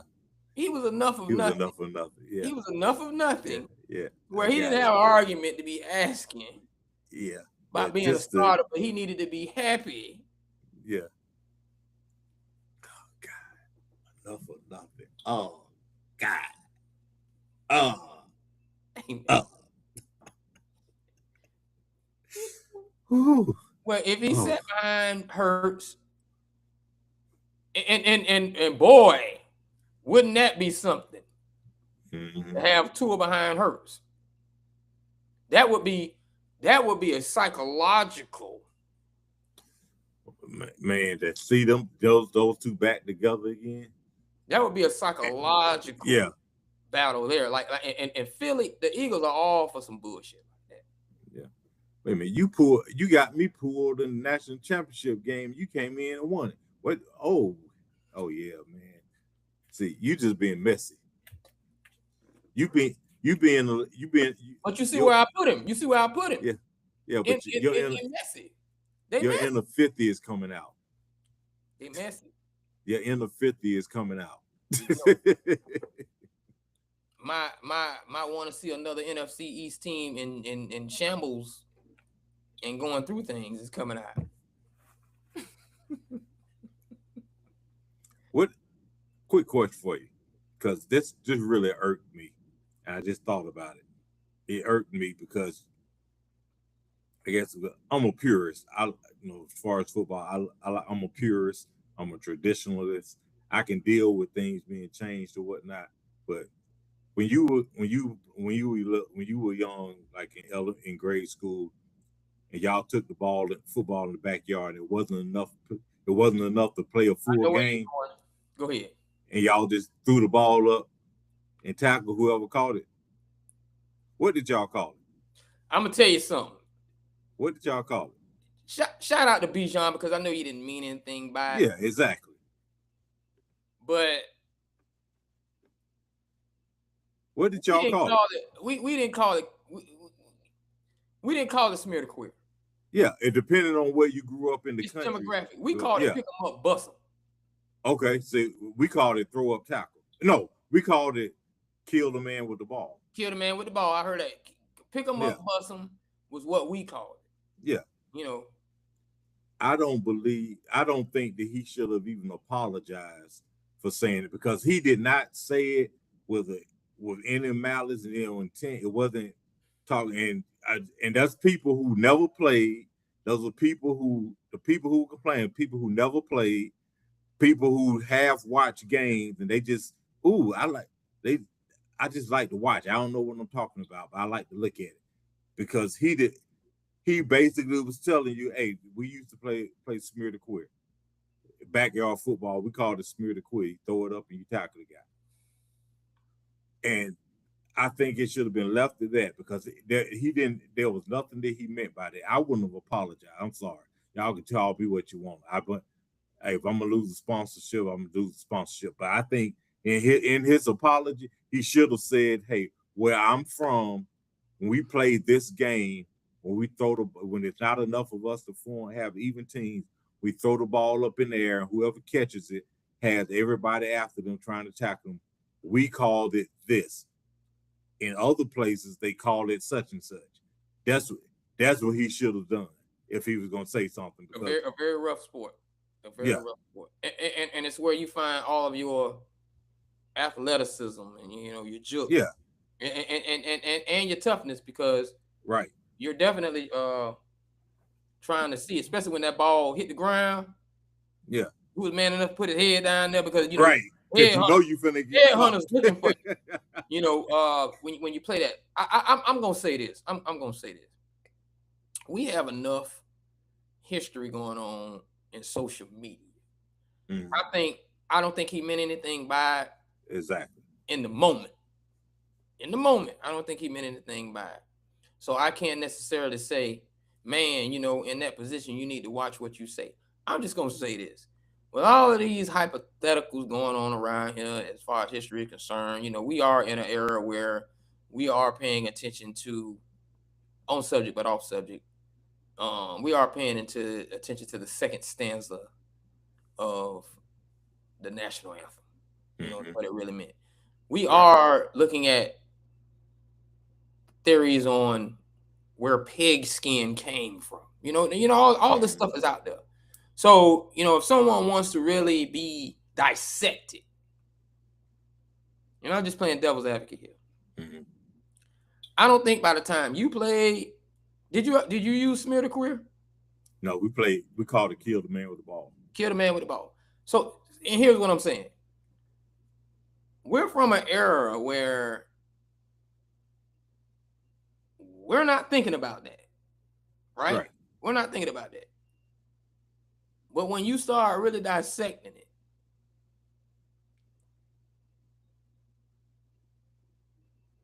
listen to the words, kill the man with the ball. If somebody really want to just be, too deep or too awake, what do you think that came from? Kill the man with the ball. Oh, that must have been when they took the slave head and they would, all that stupid stuff. Yeah. I mean, pick them up, bust them. I mean, if you're on the right end of Las Vegas Strip and Figueroa Street in LA, what you think they doing when they pick them up? They bust them. So Yeah. that ain't too politically correct, because that sounds like some prostitution or something going on when you pick them up and bust them. Because we had this thing called Busch Gardens in my neighborhood, and the yard man didn't go out there and mow that. Like that grass would grow high, and you wanted that dude to run over there to the sideline because he about to get soufflé over there in the bushes. And you know what was over in them bushes? Old tires, broken bottles. Like, we just grew up in an era where, but when you say words like that, smear the queer, I guess you have to, like, where did that come from? Like.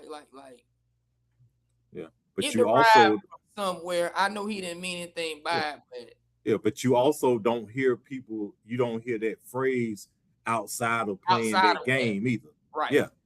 You don't walk around you don't walk around saying queer. You just don't use the word. It's not even part of the lexicon for the most part, other than in the alphabet lexicon. Other than that, you don't even think about it. So I wouldn't have apologized. I would have, if I was going to do, I'd give them a definition of why we called it that, and say in other places, other parts of the country, the same game has different names. I would have given them the names of some of those names. Well, all that is, man, and I'm not against him saying it at all. I don't think he should apologize either. But it's just, we're in that era where everybody want to be upset about something that don't have nothing to do with them. They wearing pinks. They wearing pink spackle in November, and they got half jerseys and pink jerseys. So there's a different audience watching, and with the NFL having its pulse, because they're moving into, and I'm not going to get on that subject, but they're moving into expanding because flag football is a more global. Yeah. So I guess the NFL is saying that they have an obligation to, because they have their hand on the pulse of America. Not just being when the fall comes, the economy, prospers because of school. The economy begins to prosper because football and basketball is right around the corner. So it picks those things up. So the NFL has a responsibility for all mankind, because the sport is just so big and they're trying to go global, unlike any other sport. So it's I would like to see. I would like to see a study going. They would take a poll or whatnot amongst people in the alphabet community. Say, yeah, and I bet you it's probably less than 1%. But it's always that less than 1% that start all the trouble. Yeah, but a lot of times it's not even people who are in that demographic who talk about they was offended. It's somebody. It's somebody who protecting the demographic. Yeah, it's somebody who's not even part of that demographic who be saying, I'm offended by it. It's like, why are you offended? Do Do you fall into that? No, but I just think it's offensive, and you shouldn't say that. You shouldn't do that, because if I was, I would be offended. Well, you're not, so you shouldn't be. I'm gonna be totally honest with you. I'm gonna be totally honest with you, and I'm gonna use the word in its manner. You know who the queer was when we was playing Pick 'em Up, Bust 'em, and when you was playing Kill the Man with the Ball? The queer was over with there. The ball? No, the queer was over there playing double dutch. Yeah. With the little girls watching us play. And then you looked over there and you saw him braiding their hair. That's what a queer was. He was over there doing that. You know what I'm saying? And low key, he probably was the fastest one out there. You know, nothing against him, but that's what he was doing. Yeah. And to your point, as kids, you might say, you need to get out here and play with us. You know who protected him? Them girls will stop playing jack. They'll stop playing double dutch and be like, you ain't gonna talk about him. You know, you're not gonna. So those are the 1% that are offended by what Bijan said, and they grew up to be those ones that said. Now, you know, they eventually, you know, they was out there doing all that, watching us. You know, they wanted to see the strongest branch and who was out there really playing football and who willing to take their shirt off, score that touchdown dance, and go give them the ball. And then we start playing organized sports, and then they started gravitating more towards us. They were sitting in the stands holding up the signs for us or being cheerleaders. You know, they eventually left those childish games alone for more organized team sport. But that's where he was. Yeah. You know, he never really got smeared. Yeah, I mean, it's just people getting upset over nothing, and people, it's ridiculous. They America, you need to lighten up. Yeah. You need to lighten up. You need to lighten up. Straight up. Shout out to Too Sweet and Sissy Lawrence. We ain't got nothing to do, y'all. You know what I'm saying? That man wasn't trying to, you know, say nothing wrong to y'all. You know what I'm saying? And I know this is short. I'm just saying, you know, like yeah. They're there. It wasn't nothing against anybody. This is what we called it as a child when we played it. This is what we called it. And I'm pretty sure when they played it as a child and said that name, the dude over there that wasn't playing didn't get offended either. Yeah. Nobody. That's just what we call it. Nobody even thinking about what does that word mean. Hey, it rhymes. Rhyme with smear. Yeah. You know, I don't know. But anyway, we move into the hour and a half part of the No Jazz Show. We just want to remind everyone you can follow us and subscribe, like, comment, and share on YouTube at NOJASSSSHOW. And also, you can find us on Instagram at The No Jazz Show, on Twitch at No Jazz Show, on Facebook, on our Facebook page, No Jazz Show, and TikTok, No Jazz Show, as well as Twitch and Riverside Live. I didn't give them a shout out to that. And you can find us live on the locker room. You see the links sent to you on my own personal page as well. Now, we said the cities. You said the coach of the year. When is Black Monday? The day after whoever didn't make it to the playoffs. The day after. Yeah. So we really find that out in 2 weeks, right? We got 4 weeks because we got 3 games left. Oh, okay. Yeah, so 3 weeks. So you're 3 saying weeks. The E is always the last week where that E is official. Yeah. So we're gonna wait. We're gonna wait because somebody might make a run. Somebody like Mark Raheem might make a run.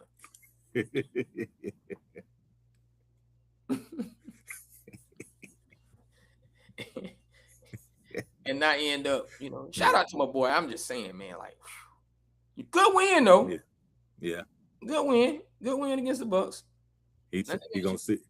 But it's too late. They can't make the playoffs, but he can try to do a Wayne Fontes. He can try to do a Wayne Fontes. Now, speaking of didn't make the playoffs, this is a very big story, and I just want to ask you, do you think, and what I mean by this is like, will it be because he's still there? Is the KC dynasty over? Like, will we see? Do you think we'll see that gap? What was it, like a 7-year gap for Tom Brady between 7, 8 years? Yeah. No, I think it was 10. It was 10 years, I believe. He played a long time, so it was 10 He years. played between, 20. Was it 10 years between Super Bowls or playoff appearances? Yeah, between Super Bowls. Between Super Bowls. Between Super Bowls. Yeah. It's kind of a difference. Yeah, between Super Bowls. So, do you think the KC dynasty, as we know it, is over? As we know it, yes. Is it over? Period. I don't think so. I think Mahomes will come back next year, play well. Andy Reid has not forgotten how to coach. They're finishing out of the playoffs. They're gonna probably be picking in the top 12. So they're gonna get better. Yeah, they're gonna be able to get draft better talent in each round because they're gonna be up as opposed to picking at the bottom of each round for a decade, basically. So I think this is the guys they got this year have learned. They're gonna come back and be better off next year because they won't be rookies, and they're gonna bring in talent drafted higher than they would have been able to draft if they had gone on and made it to the playoffs and made it to the conference championship or Super Bowl again. So now they're able to reload in the midst. So I think this is going to be a 1-year hiatus, and next year they'll be back in because they can also look and see what's in their division. But you build your team to beat those teams in your division, and I think they're going to put themselves in position to do that between free agency and also the draft. I think it's a 1-year hiatus. I'm gonna tell you something. Go ahead. Because like I said, they're gonna be able to draft higher in every round now. There's a reason why, and this is historical. This goes back. There's another reason besides the talent itself retiring and getting older that the Steelers weren't able to keep it going in the 80s because they spent almost an entire decade drafting in the bottom 4 of each round every year because they were always either in the Super Bowl or making a deep playoff push. And the further you go in the postseason, the further you down you go as far as drafting. And that adds up year after year after year after year. You aren't able to do that. That's how you end up with a Mark Malone drafted as your quarterback in the first round. Right. Right. So yeah, they should bounce back. I give it before I want to make sure I know. Right, here we go. 2017, it's 2025, so this is Mahomes' 9th year going into his 10th. Mm-hmm. 30 years old, 31 years old by the season next year. Fairly young. Is still in an area as good as he is, where I'm gonna say 28 to 34, he could still be considered in his prime. Mm-hmm. I am nowhere near the football mind that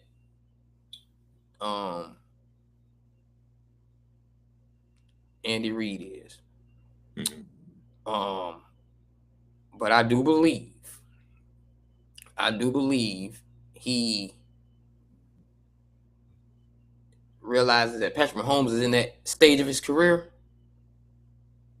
where he needs a bell cow for real in running back to allow Patrick Mahomes more of what he can do. He needs a bell cow at running back. So I'm not saying they're going to get a running back.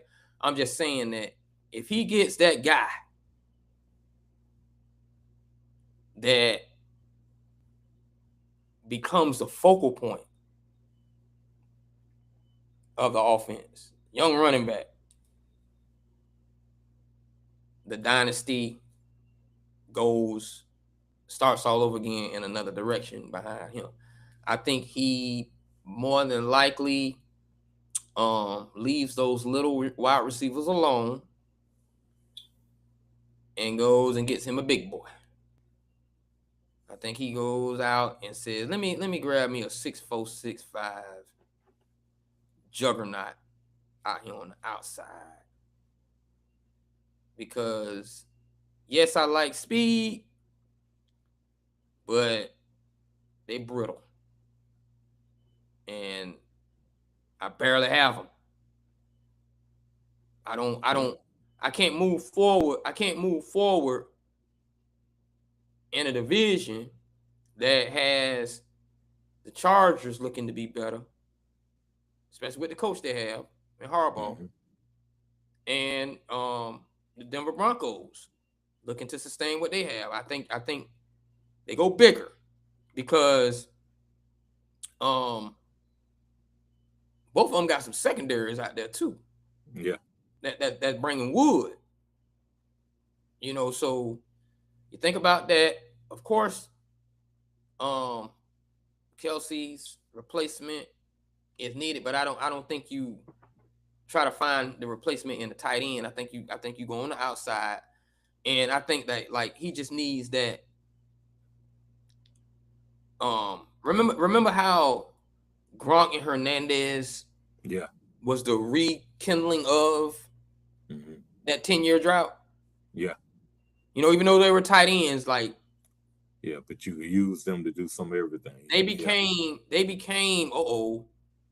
and we still got, you know, Brady back here. Oh man, you know. So I believe he retools his football back into that era. Did he not? He coached in that Super Bowl that T.O. was in, right? Yeah. Yeah. Because I was gonna say, you talking about receivers. One, they never replaced Hill. They've never replaced Tyreek. He's a little dude.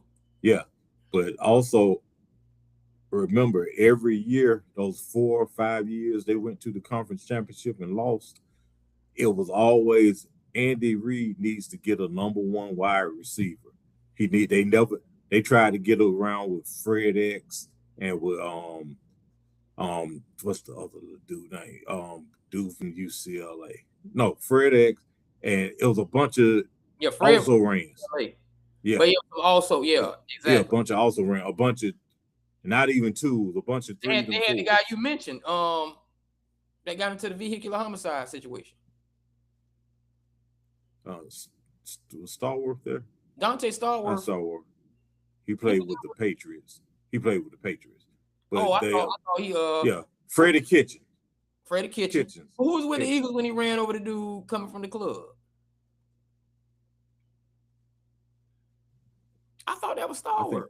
I think Stallworth was with New England. He might have played with them too, because he bounced around a bit. But if you saw what happened when he got a big, strong, fast receiver in T.O., and all of a sudden that passing game was unstoppable. He hasn't done that yet in Kansas City. He had Tyreek, but Tyreek was a smaller guy. But as far as going to getting a big one, if they're one dominant receiver away from revitalizing their passing game, because right now they've got a bunch of guys, and maybe the rest of this season, Jalen Royals would get a shot and start, and you can see what he can do, because he's 6 foot with some good speed. So maybe he can, kind of fill a role. But yeah, you're right. I don't think that dynasty is. I don't think that their run is over. I don't think they're one of those used to be's. I think they still, after this year hiatus, they'll be back. Oh, okay. Stallworth did that when he was in Cleveland. Okay. That's what it was. I knew his name was in there, but he did it when he did it while he was playing with Cleveland. My bad. But So yeah, so I think he exactly. You just go find you a big number one.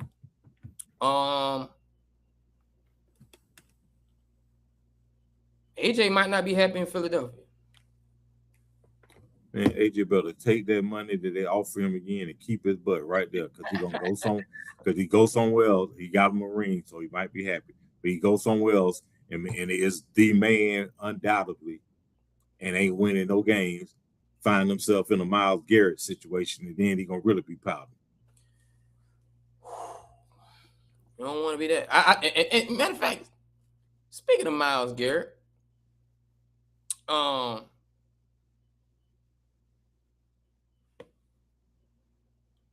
records. I know we discussed it, but I just want to get this right. Would you rather set an all-time record on a winning team, or does your individual effort stand out? And now we're not just talking about Myles. We're just talking about anybody that's ever done it on a losing team. Because I did see today, and like I said, I'm keeping with my promise. Notice I didn't bring them up, and I don't bring them up intentionally. You mean an all-time record on a losing team? All-time record on a losing team, or any record, seasonal record, because this could be Dak Prescott's first season where he leads the league in passing yardage, but he's 6-7-1. What is that? I would rather have a good season and at least be in the playoffs as opposed to setting an all-time record and we losing and not make the playoffs because then for the most part it doesn't really matter.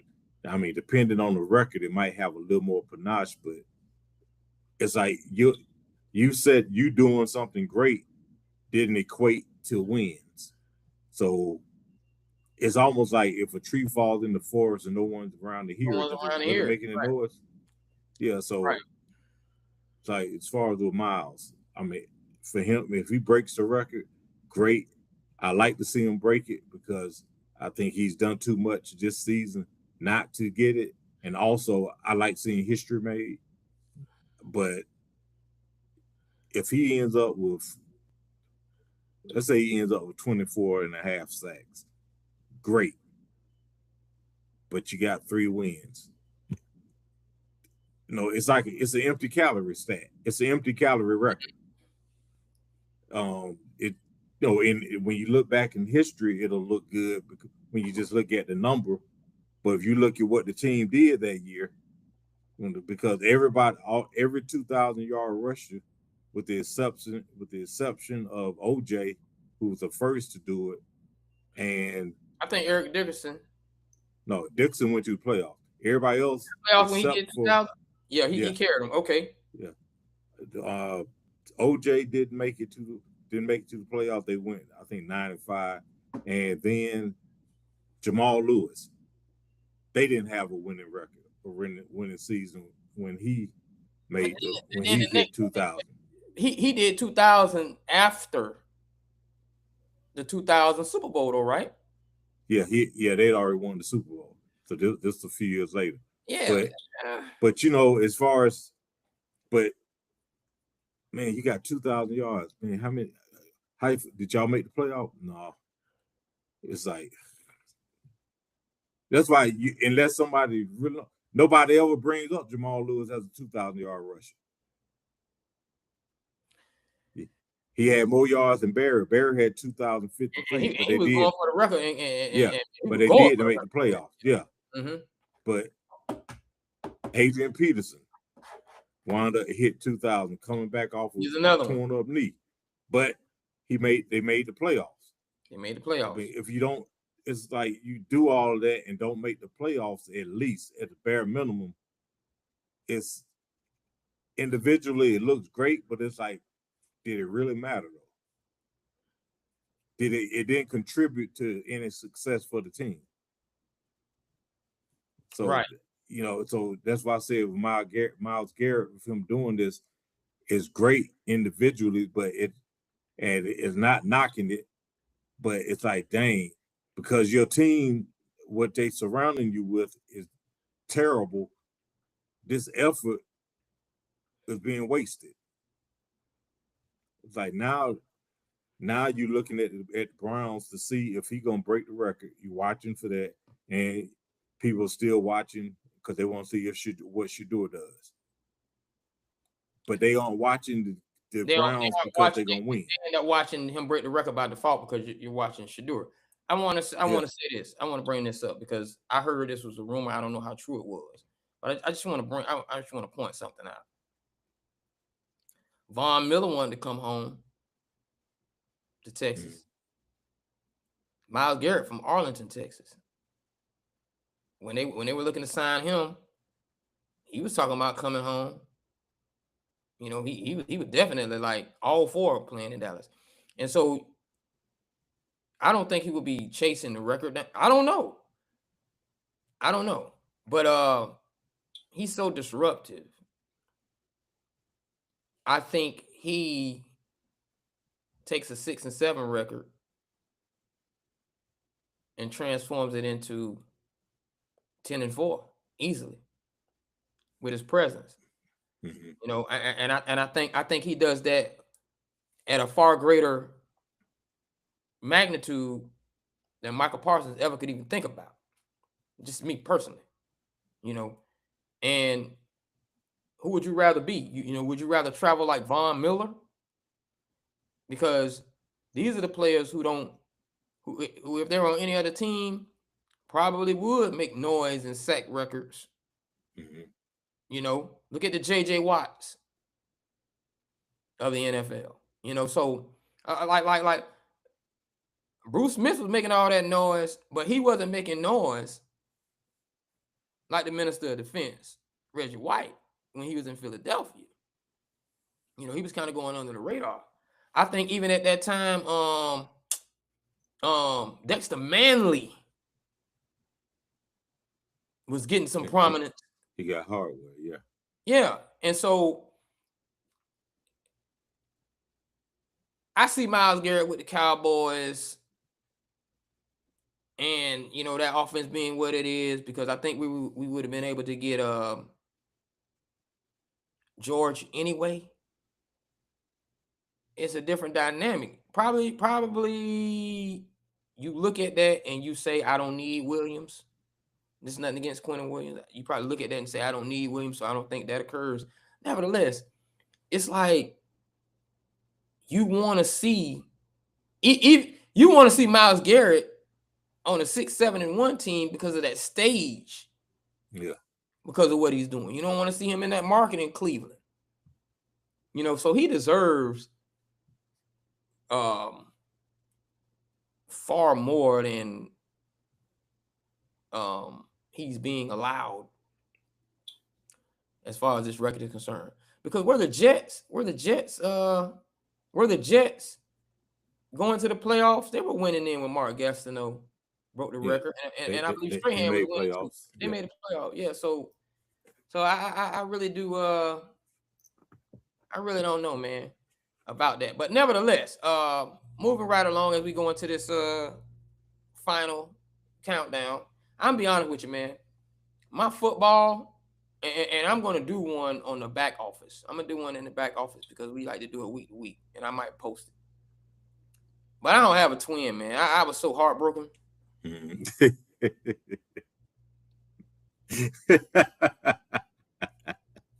supposed to be a little bit more professional than that. Hey, man, it happens. I was so heartbroken, man. I didn't even. I started seeing what OKC was gonna do at 24-1. And shout out to the San Antonio Spurs, who played a heck of a game.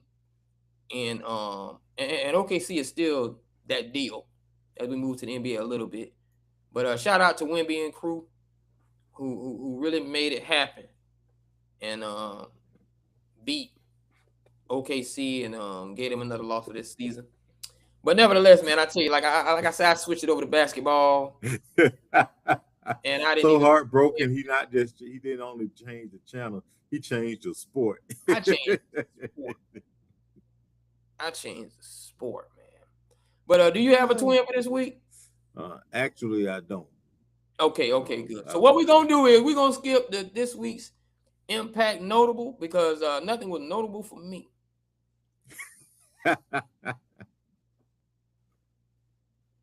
And I guess that brings us to our final segment. But before we go, I just want to make sure, you all read the bottom of that screen. And I thank you all for joining us. And I thank you all for showing up tonight at this 10 p.m. to 12 a.m. hour on the East Coast. And what would be a 7 p.m. for you? Yeah. 7 p.m. to 7 p.m. to 9 p.m. Boy, you know what? I'm about to do me some West Coast shows, man. I'm about to come out there at my house. Go do me some, so I can end the show and still have some time. Yeah. Mm-hmm. I'm here to tell you, man, because it's cold outside, boy. And I know y'all weather decent too. Yeah, it's been between 68 and 70 last week, this week, and next week. I know some people. Let me tell you something though. What's crazy about that? I know some people in Miami. Mm-hmm. When it gets 68, they'll put on a leather coat. Yeah, they do it out here too. Boy, I'm telling you. 75. They like, man, this kind of chilly. I just put my head down. It's 75 degrees, 68 to 75 degrees. You hear the music.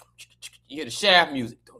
I'm like, dude, you seriously got on a leather trench? In 75 degrees, man. Come on now, man. But at any rate, man, you got any final words for the people?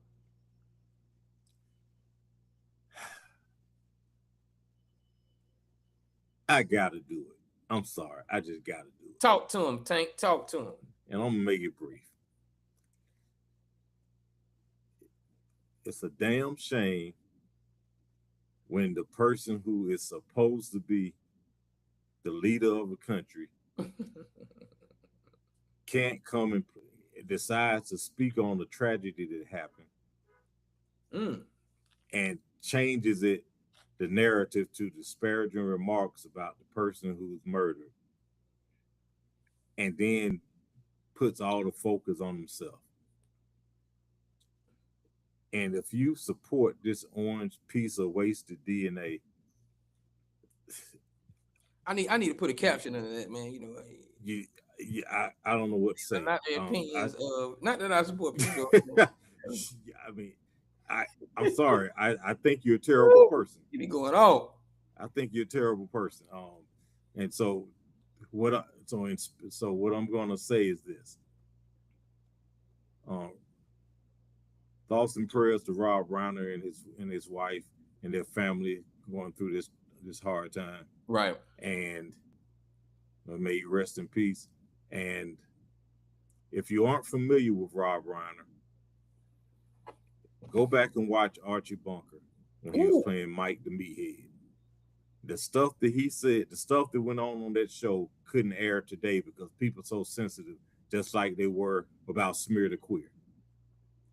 And now, as far as you look at the movies that he produced, if there's two movies that he made that for me that I like most, it would be Stand By Me and A Few Good Men. I think A Few Good Men is in my top 5 of all-time movies. But so rest in peace to Rob Reiner. He left a lot of classics and a lot of important work out there that he did in the movie industry, and also as far as his political views and his championing for people to treat people respectfully and properly. And that's all I'm gonna say about that, because otherwise I could go on another 15-20 minutes about that orange piece of shit, but I'm not. The funny thing about that is, and And those are some profound words. I totally shout out and rest in peace to Rob Reiner, Meathead. You know, that's who we and I'm pretty sure anyone in my age group, you know, first became to know him as, you know, he and Michael were definitely the first opportunity that I had to witness the defenders of liberal politics. You know, because Archie was super duper conservative, and Edith was gonna protect her husband at all costs, wrong or right. Archie. Yeah, but they definitely like if you watch that interaction, and you know, in the old regime speaking on the new regime, it was definitely educational to watch them go back and forth, and especially with that black and white. You know, George Jefferson came around, and George himself was like super conservative, but he was old school black. Yeah. Conservative with it, you know, because he even had some issues with a lot of things that Mike and Meathead was saying. But you know, it was just like one of those things. But so if you ever do get a chance to watch some All in the Family reruns, check that out, because Rob Reiner was definitely a classic individual. Shout out to Norman Lear also for allowing that level of dialogue to even exist in all of his shows. So, you know, if you want to check out Norman Lear shows in that era, because they're very educational, and it probably won't make you as sensitive as you are right today. Now for my last words, man, I'm just gonna say this, man. I probably said this last week, but it's still going on. Because this joke did it again. In the words of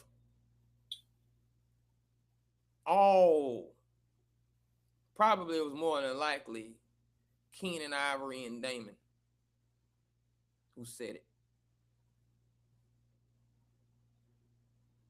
You don't go back and forth with clowns. We play them on TV. Marlon, and I'm not saying you're scared. Leave that 50 Cent mess alone. Leave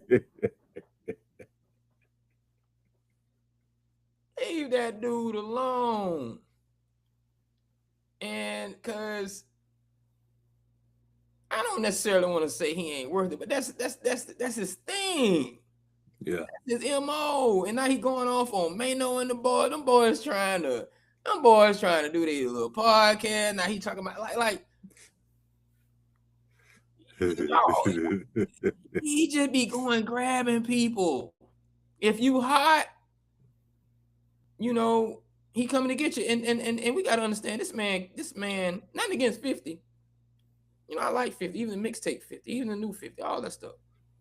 Shows.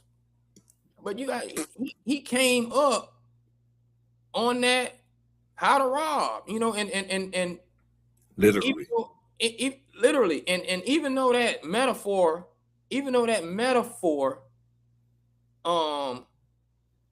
was jacking you and robbing you the criminal way, he was really like robbing you of your forefront. He was robbing you of your showcase. He was robbing you of your piece. And he's still at it. He's still telling you how to rob, and you all are still rolling your window down, falling for the banana in the tailpipe. Don't let this man get you. Like, 50 is a trip, man. Like, y'all can't, you know, I just don't understand. Marlon, you know, all due respect, you knew Tupac. You knew Tupac well enough to know that this might be some 50. As much as he want to be in that area, you knew Tupac and saw Tupac to know even 50 Cent might be somebody Tupac might not want to fuck with. Mm-hmm. And I'm not talking about because he's scared of him, because of his character. You know, and a lot of people and to end, stop misinterpreting the context of what people are saying. You know, there is a code. There is a code that a lot of people in my generation live by. And I don't think Marlon was wrong. I don't think Cedric the Entertainer is wrong by saying we just leave that man alone and allow them to be in debt in peace, pay their bills in peace, pay their debt to society in peace. Because as a black man, we just don't believe in kicking a man while he down. Some of us just aren't with it. Even if you're going to take that out of context just to say, oh, well, he should be getting this information out for the victims and everything. I ain't no hero to us. We just don't do that. You know, let somebody else, and we know who that somebody else is. Let somebody else, you know, hold that knife to be the journalist stabbing another fellow black man in the back, you know, regardless of what he did, you know, because the other people, you know why we don't hear about the Diddies and the foreclosures in white society? They keep it to themselves. They keep it internal. Oh, they get checked. Oh, we know what you're doing. But unlike my own people, we are not the purveyors of that type of stuff.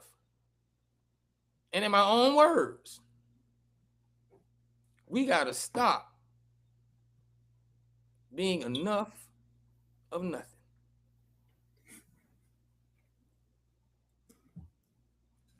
And then my final words. Now, this has been the world-renowned, globally known, often imitated, never duplicated, No Jazz Show. Please make sure you follow us on Instagram at the No Jazz Show. Make sure you go follow us and subscribe to us at No Jazz Show on YouTube. Do the same on Twitch. Do the same on Twitter. Do the same on TikTok. Also, do the same on our Facebook page. Like, comment, subscribe, and share your thoughts. And on that note, as I always say, Tank, give these people a salute. See you next week.